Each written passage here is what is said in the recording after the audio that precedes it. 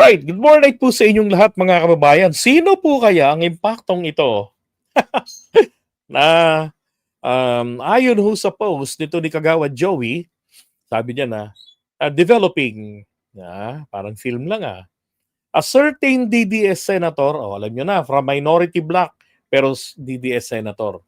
Sino-sino ba yung mga DDS senator sa atin dyan? Sabi dito, the past is floating. So eto daw pong si DDS senator ay nagpapalutang sa posibilidad ng pagkalas niya sa DDS block. Aba. So sino itong miyembro ng DDS block? Yan po sa Senado.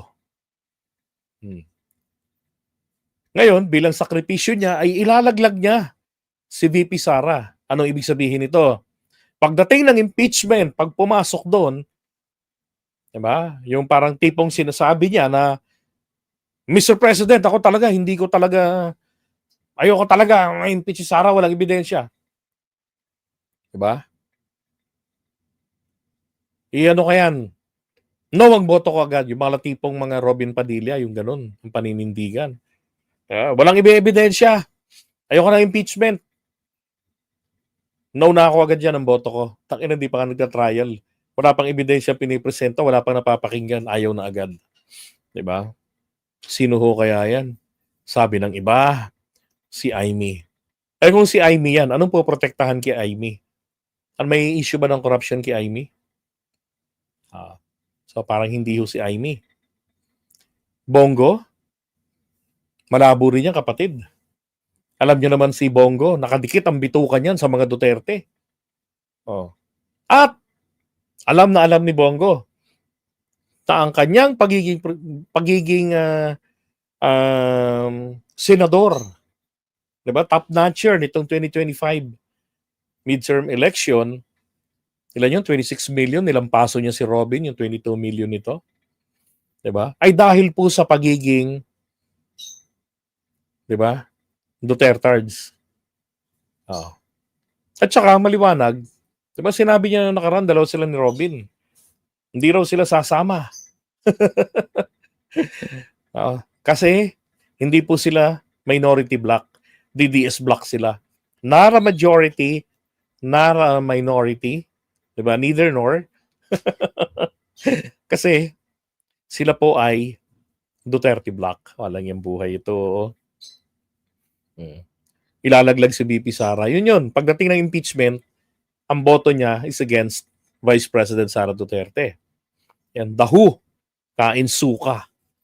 Sino po kaya yan? Diba? Sabi nung iba, ni Venus, si ano po, si Cheese. Ganun din kay Rosman Ferolino. Si Cheese din.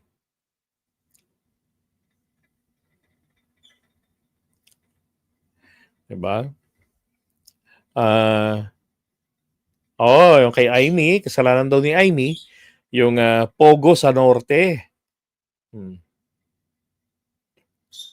With Lustay according to Pebbles. Nako, hindi kasi ako nakakapanood kay Pebbles tunanan panglima na yung account niya, ha. 'Di ba? Nadadali palagi. Pero kung yan yung dahilan, nako, sa Duterte block. Kasi Amy is a certified Duterte block member. 'Di ba? Pero pagka nilaglag niya si Amy, ni Amy si Sara, parang malabo yun. Malabo rin yung gawin ni Amy yun na ilaglag si Sara para maprotektahan. Dahil unang-una, to tell you frankly, si PBBM po ang number 1 protector na ni Amy. Sabihin ko na sa inyo. Bukuhan na. Maski nung nakaraang midterm election, kinausap kami ng tawag dito, ng taga-BBM HQ na sabi sa amin, alam namin yung inyong feelings about IB. Sabi niya. Pero sabi ni PBBM ay dalhin nyo pa rin, i-endorso nyo pa rin si Amy. And after all, she is still a Marcos. Medyo nagpantingteng ako nun eh. Kasi alam nyo naman ako, hindi ako sumasamba sa apelido ng politiko eh. Diba? Para sa akin, hanggat gumagawa ka ng matino, we're good to go. Pag ikaw, you go against the interest of the public, hindi mahirap sa akin talikuran ka. Oh. Diba? Kaya nga nung talikuran kasi Duterte, alam ko gaano kalaking revenue mawawala sa akin.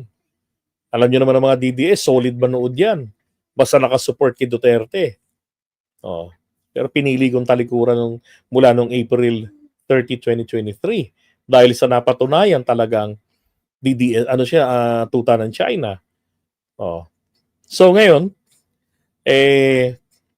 kung si Amy yan, malabo. Kasi ngayon, sabi sa amin, kung hindi nyo man siya ma-promote, huwag nyo na lang atakihin. Huwag nyo na lang ilabas sa mga contents ninyo ang galit nyo kay Amy. So, tingin ko po, hindi po si Amy yan. Sabi ni Kat Lady Dior, galit kami ang karamihan ng Ilocano kay Amy, period. Yun nga, nanalo pa eh. Nagulat ako dun ha, may check last election, panalo si Amy sa Ilocos Norte. Nilandslide pa nila, yun ang problema. Diba?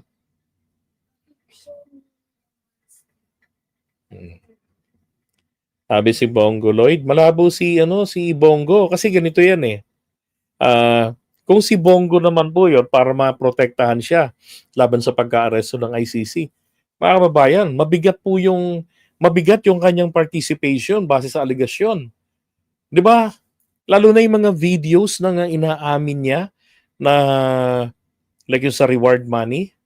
'Di ba? Tinatanggi-tanggi yung reward money. Pero pinakinggan mo yung mga videos na naglabasan. 'Di ba? May mga party roon na inaamin niya 'yon. Kaya ako hindi malabong si Bongo tatalikuran etong si Sara. Diba? Baka mamaya balikan siya, gantihan siya. Malabo. Tsaka isa pa, sa ICC, hindi siya makakalusot doon. Diba? Kahit na maging presidente pa si Sara, dudukutin lang ng ICC yan eh. Lalo't hindi na tayo member. Diba?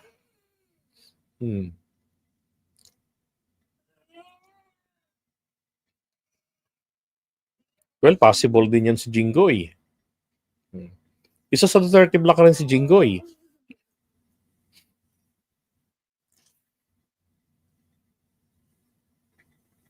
Diba? Sino kaya yung hayop na yan?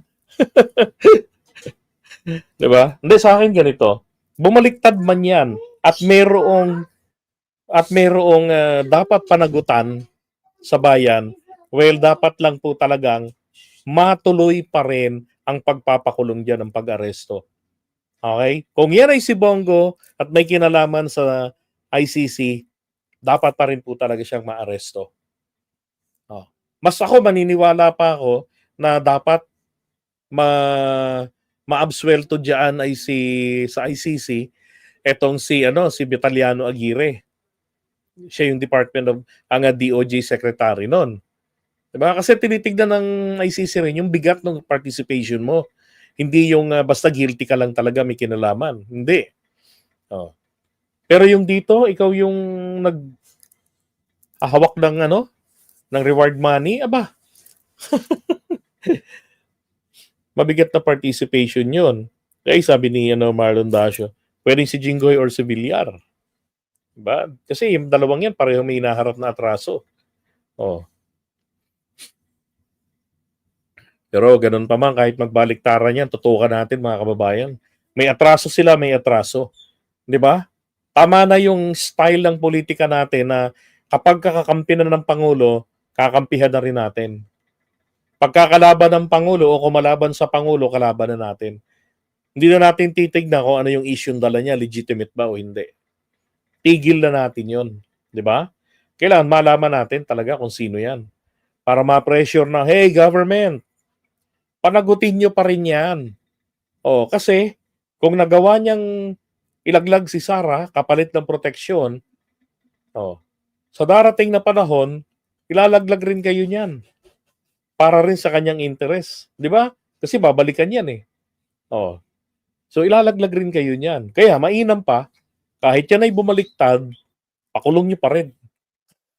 Di ba? Ang mahalaga bumaliktad na, pangalawang pinakamahalaga sa lahat, napanagot pa rin. Di ba? Yan ang ano dyan. Tsaka ito, sabi nga rito, a certain DDS senator is floating, ibig sabihin, nagbabayad dito ng mga influencers na magpapabango ng kanyang pangalan. Nang sa ganon, di ba? Ganito lang yung malalaman yan. May lalabas ng mga write-ups dyan na sinasabi, si Senator, ito yung mga batas na kanyang nagawa. Maganda yung mga epekto nito sa taong bayan. Para sa mga mamamayan, yung kanyang ginawang panukala. Panalo tayo doon. Yung mga ganon. Wala naman talaga silang away ni PBBM. Nagkataon lang na yung kanilang mga partido ay magkalaban ngayon. But they were in good terms. Nadamay lang. Yan yung mga ganyan. Pagka binabasa na kayong ganyan o napanood na content na ganyan, na pabor sa isang DDS senator, alam niyo namang walang DDS senator na matinong ginagawa sa Pangulo eh. 'Di ba?